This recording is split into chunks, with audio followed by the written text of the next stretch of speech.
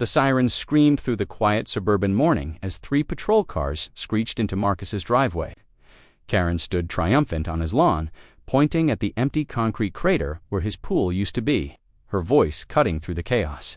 "Arrest him. He's stealing our neighborhood's water." But when the lead officer stepped forward with handcuffs, his target wasn't who anyone expected, and the secret Karen had been hiding for months was about to destroy everything she'd built. Sometimes, the person screaming loudest about theft is the one with blood on their hands.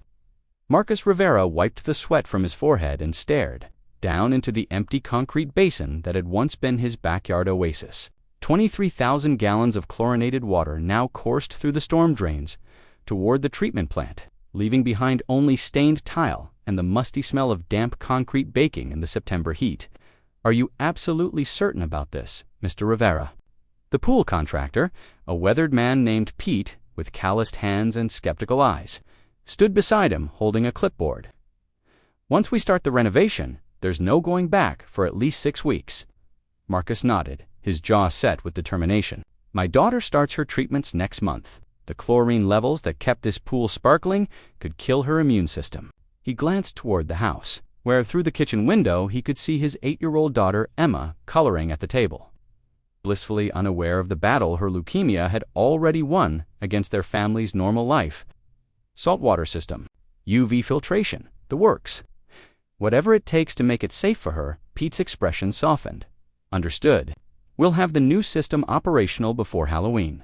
Your little girl will have the cleanest, safest pool in the county." As Pete loaded his equipment into his truck, Marcus felt a familiar prickle of unease. Across the street, Karen Hoffman stood in her front yard, arms crossed, her perfectly manicured nails drumming against her designer workout clothes. Even from 50 feet away, her disapproval radiated like heat from asphalt. Marcus called out, though he already knew the answer. Everything was a problem for Karen Hoffman. The neighborhood's self-appointed guardian had opinions about fence heights, lawn care schedules, and apparently now, pool maintenance. She marched across the street with the purposeful stride of someone accustomed to getting her way. "Do you have any idea how much water you just wasted? 23,000 gallons? Marcus. In the middle of a drought advisory. It's September, Karen. The drought advisory ended in July." Marcus kept his voice level, though his patience was already wearing thin. "And I'm renovating the pool for my daughter's health. I thought I mentioned that at the HOA meeting. Health." Karen's laugh was sharp brittle. "You mean convenience? Saltwater pools are a luxury, not a necessity. And that water you just drained, that's a community resource, not your personal property to waste." Marcus felt his temperature rising. Community resource. "It's my water bill, Karen. I pay for every gallon that goes through my meter.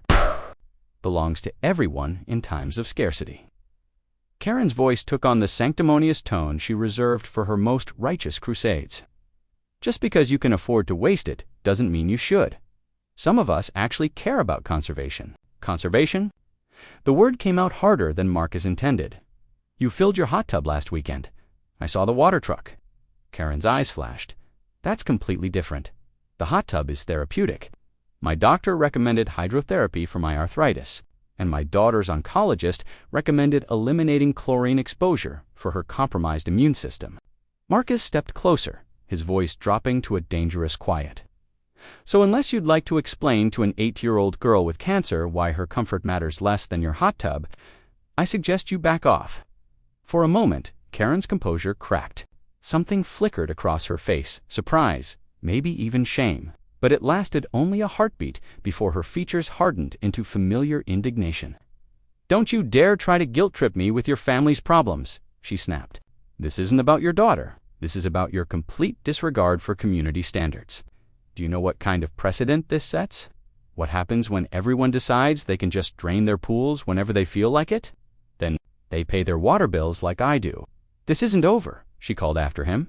"The HOA has regulations about water usage. I'm calling an emergency board meeting." Marcus paused at his front door.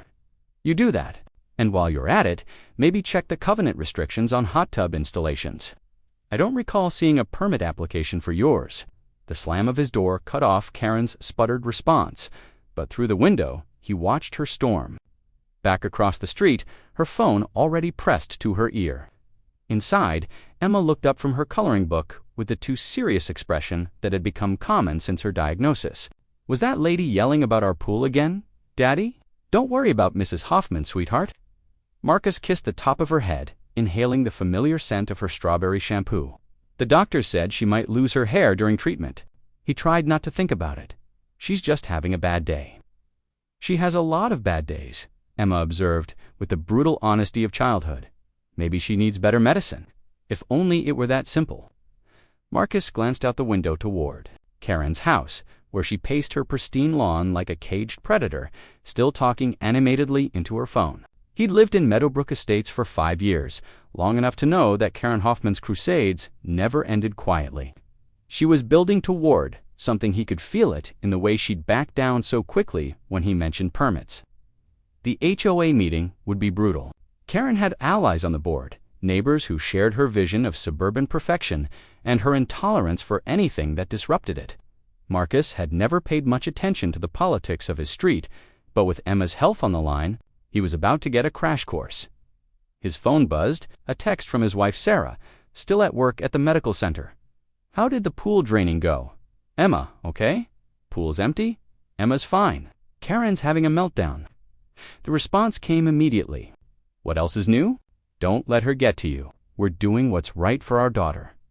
Marcus smiled despite his frustration. Sarah had been his anchor through Emma's diagnosis. The voice of reason when the medical bills and treatment schedules threatened to drown them both. She was right, as usual. They were doing what was right. But as he watched Karen end her phone call and disappear into her house, Marcus couldn't shake the feeling that doing right wouldn't be enough. Karen Hoffman had the look of someone who'd found a weapon, and she wasn't the type to hesitate before using it. The afternoon passed quietly. Emma napped on the couch while Marcus worked from his home office, fielding calls about the marketing campaign that would hopefully pay for the pool renovation and Emma's treatments. The irony wasn't lost on him. He was selling luxury vacation packages, while his daughter fought for her life and his neighbor waged war over water usage. Around 4 o'clock, a black sedan pulled into Karen's driveway. Marcus recognized the driver, Dale Morrison, the HOA president and Karen's most reliable enabler. A second car followed Janet Wu, the secretary, who recorded every violation with religious fervor. Then a third, Bob Patterson, the treasurer, who'd never met a fine. He didn't love they were holding the emergency meeting at Karen's house. Of course they were. Marcus watched through his office window as the 4 of them gathered on Karen's front porch, their body language animated, conspiratorial.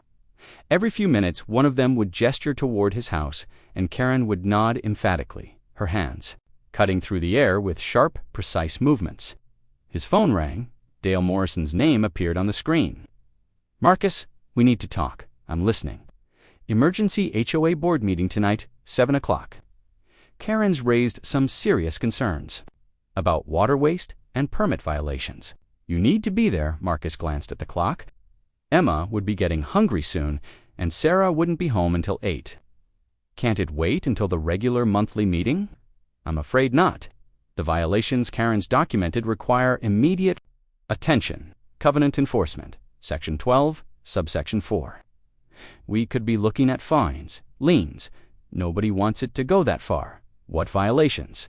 Marcus kept his voice steady, but his grip tightened on the phone.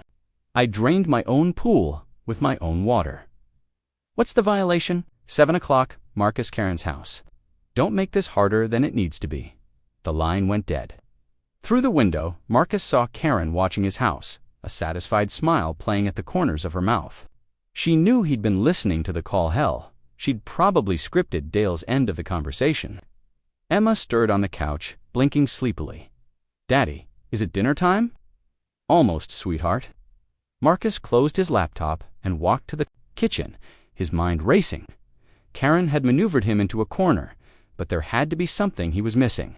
The permit comment had rattled her earlier. Maybe that was his way out. As he started dinner, Marcus found himself studying Karen's backyard through the kitchen window. The hot tub sat on a raised deck beside her pool, steam rising from its surface in the cooling evening air. When had she installed? Marcus woke to the sound of engines rumbling outside his bedroom window. The digital clock glowed 6:47 a.m., and through the blinds, he could see the strobing red and blue lights painting his walls in alternating colors. His heart hammered against his ribs as he stumbled to the window and pulled the blinds apart. 3 police cruisers sat in his driveway. 2 more blocked the street. Officers in tactical gear moved across his front lawn with the measured precision of a raid, their hands, resting on their weapons. Marcus shook his wife awake. "Sarah, wake up. The police are here." Sarah bolted upright, her nurse's instincts kicking in immediately. "What? Why?" The doorbell rang, followed by heavy knocking that seemed to shake the entire house. "Police, open up. Stay with Emma," Marcus said, pulling on his robe. "Don't let her see this." He hurried downstairs, his bare feet slapping against the hardwood floor. Through the front door's peephole, he could see a wall of blue uniforms. The lead officer was tall, broad-shouldered, with the kind of mustache that belonged in a 1980s cop movie. Marcus opened the door slowly, keeping his hands visible. "Good morning, officers. Is there a problem?" "Marcus Rivera." The lead officer's voice was flat, professional. "Yes, Detective Ray Kowalski, Metro PD. We need to talk about your pool." Behind Kowalski, Marcus could see Karen Hoffman standing in her front yard, still in her bathrobe, her arms crossed and her expression triumphant. She was talking animatedly to a younger officer, pointing repeatedly at Marcus's backyard. "My pool." Marcus kept his voice calm, though his mind was racing. "What about it?" "Ma'am here filed a complaint about illegal dumping, potential environmental hazards, and destruction of community property." Kowalski glanced at his notepad. "Says you drained 23,000 gallons of contaminated water into the storm system without proper permits or environmental testing." Marcus felt the ground shift beneath him. "That's completely false. I drained clean pool water through the proper channels. The water treatment plant confirmed. Do you have documentation of that confirmation?" "No, but Mr. Rivera, we're going to need to see the pool area and review any permits or environmental assessments you have for the drainage." "This is insane." Marcus stepped back as Kowalski moved forward. "It's my pool on my property filled with municipal water. There's no law against draining it. Actually, there is." The voice came from behind the officers. Karen had crossed the street and now stood at the edge of Marcus's driveway holding a thick manila folder. Environmental Protection Act, Section 401. Large-scale water discharges require impact assessments and proper disposal certification. Kowalski took the folder from Karen. "Ma'am says she's documented multiple violations over the past week. Unpermitted construction, environmental damage, public health hazards." "That's Karen Hoffman," Marcus said, his voice rising despite his efforts to stay calm. "She's been harassing my family because I wouldn't bow to her HOA power trip. This is retaliation. Mr. Rivera, I need you to step back and let us do our job." Kowalski's tone hardened. "You can make a statement downtown if you want to file a countercomplaint." "Downtown?" The words hit Marcus like a physical blow. "You're arresting me." "Not yet. But we need to secure the scene and investigate the allegations. That means you can't interfere with our examination of the property." Through the chaos, Marcus heard Emma's voice from upstairs. "Daddy? What's happening? Why are there police cars?" Sarah's response was too quiet to hear, but Marcus could imagine her trying to comfort their daughter while watching her husband get treated like a criminal. The thought made his stomach churn with rage and helplessness. "Can I at least get my daughter ready for school?" Marcus asked. "She's 8. She has cancer. This is traumatic enough without cancer." Kowalski's expression softened slightly. "Look, Mr. Rivera, nobody wants to make this harder than it needs to be, but Mrs. Hoffman here has some serious documentation. Environmental violations carry heavy fines and potential criminal charges." Karen stepped forward, her face a mask of concerned citizenship. "Detective, I tried to resolve this neighborly, but when someone threatens public health and ignores community standards, sometimes we have to involve the authorities." "Community standards?" Marcus couldn't keep the incredulity out of his voice. "You called the police because I drained my pool." "You discharged untested chemicals into our water system," Karen corrected smoothly.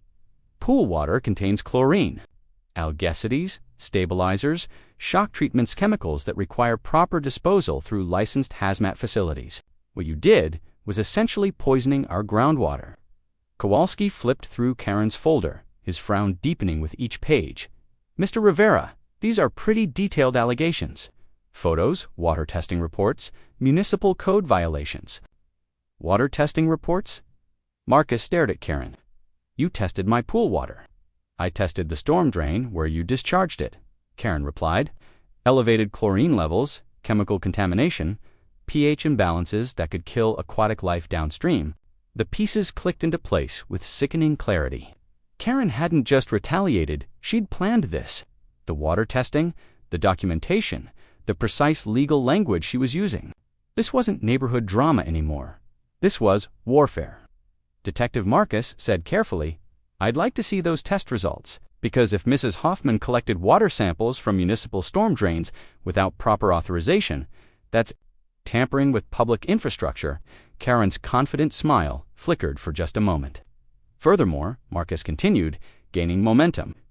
Pool water is treated with the same chemicals used in municipal water supplies. The levels are actually lower than what comes out of most people's taps. If what I did was illegal, then every pool service company in the city is committing daily felonies. Kowalski looked between Marcus and Karen, clearly recognizing that he'd walked into something more complicated than a simple environmental violation. Let me see those test results, he said to Karen. Karen clutched the folder tighter. They're right here. Lab certified, properly documented. Which lab? Marcus interrupted. What's the certification number? When were the samples collected? And who witnessed the chain of custody? I don't have to justify my environmental concern to you, Karen snapped, her composure finally cracking. You're the one who broke the law. Actually, Kowalski said slowly, Mr. Rivera raises a good point. Chain of custody is crucial for any evidence we might use. Mrs. Hoffman, I'll need to see the full documentation on these tests. Karen's face went through several shades of red before settling on an alarming purple. The documentation is all there. I followed proper procedures. Did you get a warrant to collect samples from municipal property? Marcus asked. Because accessing storm drains without authorization is a misdemeanor in this county. The silence stretched like a rubber band about to snap. Okay, Kowalski said finally. Let's everybody take a step back, Mrs. Hoffman. I'm going to need you to come to the station to clarify some details about your evidence collection. Mr. Rivera, we'll still need to examine the pool area, but you're not under arrest at this time. This is ridiculous. Karen's mask of civic responsibility shattered completely. He's obviously trying to intimidate me with legal technicalities. I'm a respected member of this community. I serve on the HOA board, the environmental committee, the neighborhood watch, ma'am. Kowalski interrupted. You need to calm down. But Karen was beyond calm. The careful composure she'd maintained for years was unraveling in real time, and Marcus could see something dangerous in her eyes. The look of someone who'd built their entire identity on being right and was now facing the possibility of being wrong. This man has no respect for community values, she continued, her voice rising. He wastes water during a conservation emergency. He ignores HOA regulations. He threatens board members with frivolous permit complaints, and now he's trying to twist the law to avoid responsibility for his environmental crimes. Environmental crimes? Marcus stepped forward, his own anger finally breaking free. My daughter has leukemia, Karen. We're renovating the pool so she can swim safely during her treatments. But you're so obsessed with controlling this neighborhood that you'd rather see a sick child suffer than admit you might be wrong about something. Don't you dare use your daughter's illness to justify your illegal behavior. Karen's voice cracked like a whip. Having a sick child doesn't give you the right to poison our community. The words hung in the morning air like a toxic cloud. Several of the officers shifted uncomfortably. Even Kowalski looked taken aback by the venom in Karen's voice. From the crowd of neighbors that had gathered across the street, Marcus heard someone gasp. Janet Wu, the HOA secretary, stood at the edge of her driveway with her hand over her mouth, staring at Karen with obvious horror. Ma'am, Kowalski said quietly, I think you need to step back. But Karen wasn't listening anymore. She was trapped in the logic of her own righteousness, unable to see how her words sounded to everyone else. I've lived in this neighborhood for 12 years, she continued. I've maintained property values, enforced community standards, protected our investment. I won't let one selfish family destroy everything we've built here.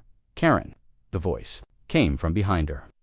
Dale Morrison, the HOA president, stood in the street looking. 3 days of blessed silence followed Karen's arrest. The pool contractors returned to work, installing the new saltwater system with efficient precision. Emma's spirits lifted as she watched the concrete basin slowly transform back into the swimming pool that would soon be her sanctuary. For the first time in weeks, Marcus allowed himself to believe that maybe, just maybe, they'd won. He should have known better. The knock came at 2:47 p.m. on Thursday, just as Marcus was reviewing Emma's treatment schedule for the following week. Through the peephole, he saw a woman in an expensive gray suit, her silver hair pulled back in a severe bun, holding a leather briefcase like a weapon. "Mr. Rivera, I'm Linda Castellanos from Child Protective Services. We need to discuss some concerns that have been brought to our attention regarding your daughter's living situation." The words hit Marcus like a physical blow. His hand tightened on the doorknob as his mind raced through possibilities, each one worse than the last. "I'm sorry, what concerns? May I come in? This is a matter that requires immediate attention." Marcus opened the door wider, his heart hammering against his ribs. Linda Castellanos swept into his living room with the practiced efficiency of someone accustomed to destroying families with bureaucratic precision. "Where's your daughter now?" she asked, settling into his armchair without invitation. "Upstairs, resting. She had treatment yesterday." Marcus remained standing, every instinct. "Screaming danger? What is this about?" Castellanos opened her briefcase and withdrew a thick file. "We've received a report alleging that you've created an unsafe environment for a medically fragile child. Chemical exposure, environmental hazards, failure to maintain proper safety standards during her treatment. That's insane. We're renovating the pool specifically for Emma's safety, according to our information. You drained contaminated water in violation of environmental regulations, potentially exposing your daughter and the community to dangerous chemicals." Castellanos flipped through the file, her voice flat and clinical. The complainant also alleges that she'd been hostile and threatening toward concerned neighbors, creating a stressful environment that could negatively impact your daughter's recovery. Marcus felt the room spinning around him. "Who filed this report? That information is confidential. But the allegations are serious enough to warrant immediate investigation." Castellanos looked up from her file, her eyes cold and calculating. "I'll need to interview your daughter privately, inspect the home environment, and review her medical records." "You're not interviewing my daughter." Marcus's voice came out harder than he intended. "She's 8 years old and fighting cancer. She doesn't need the trauma of a CPS investigation. Mr. Rivera, I understand this is difficult, but refusing to cooperate will only make things worse. We have the authority to remove children from unsafe environments pending investigation." The threat hung in the air like a blade. Marcus forced himself to breathe, to think clearly despite the panic clawing at his chest. This wasn't random. This wasn't bureaucratic coincidence. This was Karen. "I want to see the complaint," he said. "As I mentioned, that's confidential. I want to see the complaint, or you can come back with a warrant." Castellanos studied him with the detached interest of a scientist examining a specimen. "Mr. Rivera, hostility toward protective services is often indicative of deeper problems in the home environment. And harassment of cancer patients is often indicative of someone with too much power and not enough oversight." Marcus moved toward the door. "Unless you have a court order, this conversation is over." For a moment, Castellanos looked genuinely surprised. Clearly, most parents didn't push back against the implicit threat of child removal. "I'll be filing a report noting your lack of cooperation," she said, standing and closing her briefcase with a sharp snap. "And I'll be back, Mr. Rivera, with or without your permission." As soon as she left, Marcus grabbed his phone and called Sarah. "CPS just left," he said, without preamble. "Someone filed a complaint about unsafe conditions for Emma." The silence on the other end stretched long enough that Marcus thought the call had dropped. "Sarah, I'm here." Her voice was tight with controlled panic. "Who would do that?" "Take one guess. Karen's in jail. Karen has friends, and apparently they include people with access to child protective services." Sarah's intake of breath was sharp. "What do we do?" "I'm calling David Chen. If Karen wants to play with lawyers and government agencies, we'll show her what that game looks like when both sides have legal representation." David Chen was Marcus's cousin, a criminal defense attorney who specialized in cases involving government overreach. Within an hour, he was sitting in Marcus's living room, reviewing the business card Linda Castellanos had left behind. "This is bad," David said bluntly. "CPS investigations are notoriously difficult to fight, especially when there's any kind of criminal allegation involved." "But there's no criminal allegation. The police cleared me on the environmental thing, did they?" David pulled out his phone and made a quick call. After 5 minutes of conversation, he hung up with a grim expression. The case was dropped, but not dismissed. There's a difference. The complaint is still on file, which means it can be used as supporting evidence. In other proceedings, Marcus felt something cold settle in his stomach. Other proceedings, like what? Like a CPS investigation. Marcus, whoever filed this complaint, knows exactly what they're doing. They've created a paper trail that makes you look like a potential danger to your daughter. This is insane. We're renovating the pool for Emma's health. I believe you. But CPS doesn't operate on belief. They operate on documentation and risk assessment. And right now, the documentation suggests that you've been involved in environmental violations and neighborhood disputes that could affect Emma's well-being. Marcus ran his hands through his hair, feeling trapped by the bureaucratic web that was tightening around his family. So what do? First, we get ahead of this. I'll file a motion to review the original complaint and identify the complainant. If it's your neighbor, we can establish a pattern of harassment that undermines the credibility of the allegations. And second, we document everything, every medical decision, every safety measure, every aspect of Emma's care.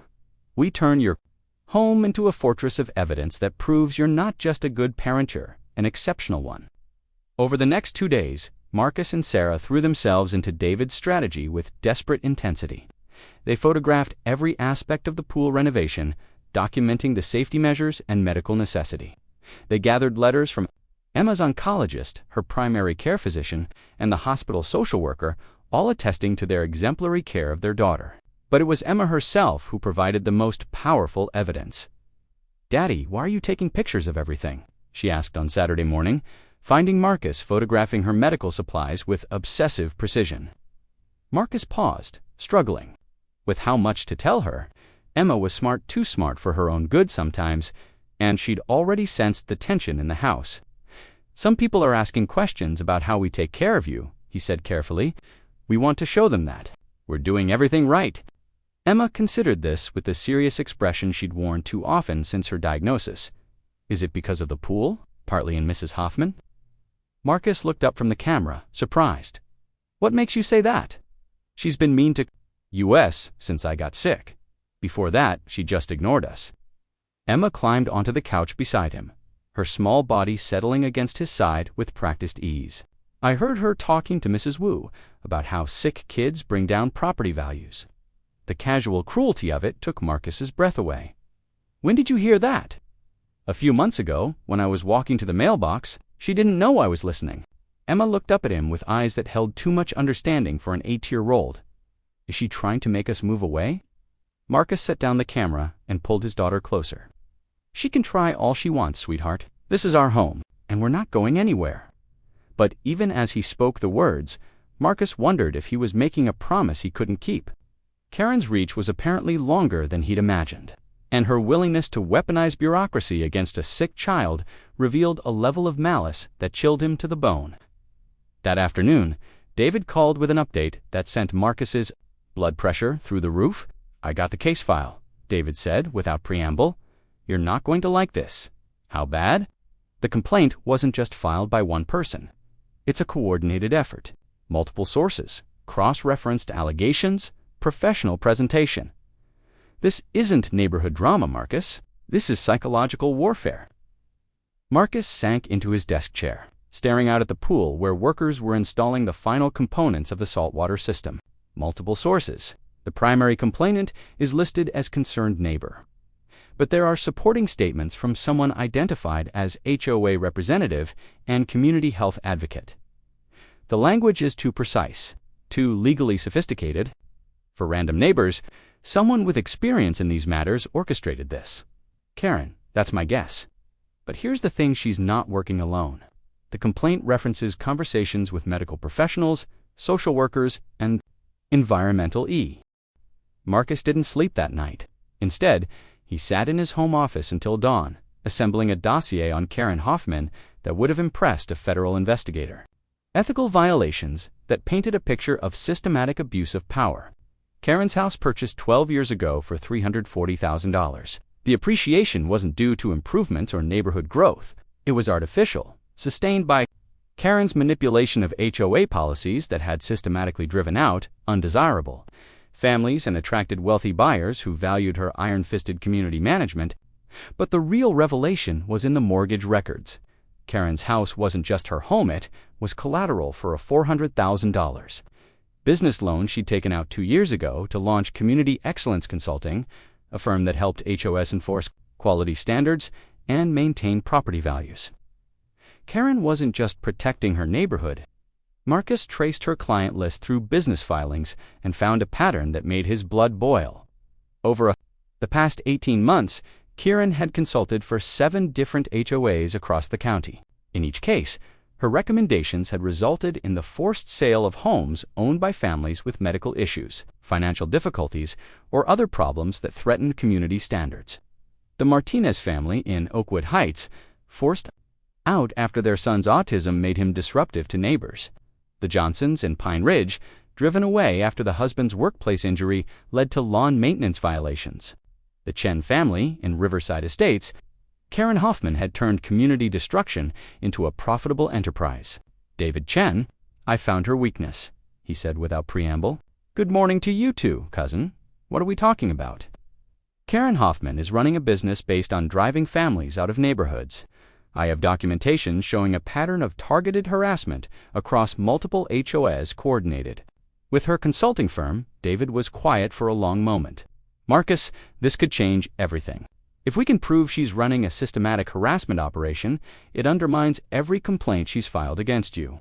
It gets better. Her business is leveraged against her house. If her consulting firm gets shut down for illegal practices, she loses everything. Now, you're thinking like a lawyer.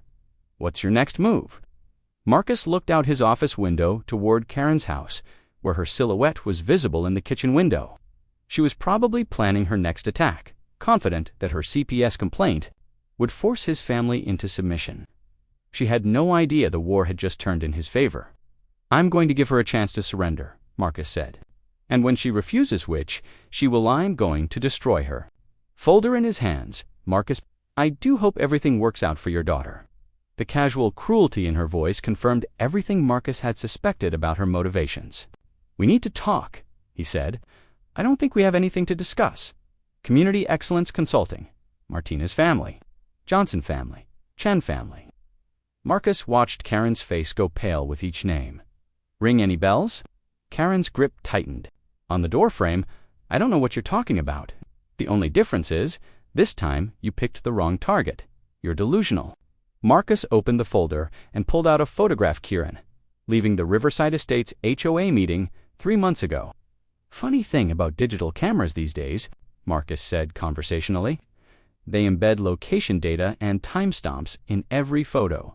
This one shows you at a meeting where you don't live, consulting for an HOA that paid your firm $15,000 to solve their problem family issue.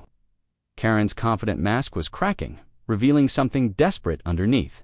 That proves nothing. Maybe not by itself, but I have photos from 6 other HOAs, business records showing payments to your consulting firm, and correspondence from displaced families describing harassment campaigns that follow identical patterns. Marcus smiled, but there was no warmth in it. Want to hear the best part? I found your business plan. Karen went very still. Filed with your loan application, Marcus continued. Quote, Community Excellence Consulting specializes in helping HOAs maintain property values through strategic enforcement of quality standards and removal of problematic residents. Unquote. Your bank has a copy. The state licensing board has a copy. Mail fraud, wire fraud, conspiracy to violate civil rights. Extortion. Federal investigators love cases with clear paper trails and multiple victims across state lines, which you've provided in abundance. Karen stared at him, her face cycling through shock, rage, and fear before settling on desperate calculation. "What do you want?" she asked quietly. "I want you to withdraw your CPS complaint. I want you to dissolve your consulting business. I want you to move out of this neighborhood within 90 days. Marcus leaned closer. "And I want you to personally apologize to every family you've destroyed with your harassment campaigns. You can't prove anything. I can prove everything. The question is whether you want to fight this publicly or handle it quietly. Because either way, your little empire is over. You have no idea what you're dealing with. I have friends, connections, people who understand that communities need standards."